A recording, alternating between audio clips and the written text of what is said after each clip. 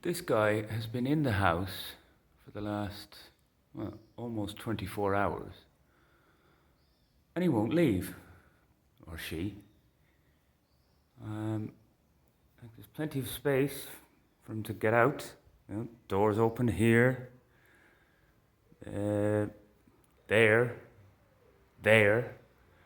Lots of open space. But he won't. What? See? There. He flies over there and he keeps on flying between the different trusses. But he just won't leave. I don't know what to do. I mean, will he die here if he doesn't get out? Where is he getting water?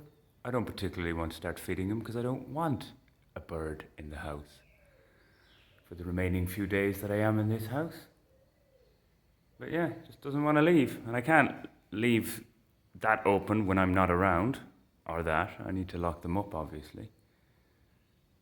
But he just, go on, out, get out, wait, out.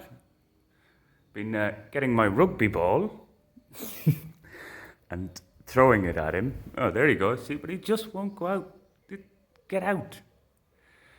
Anyway, if anyone has any helpful suggestions how to get a bird out without doing something damaging to him, well, do let me know. There he is.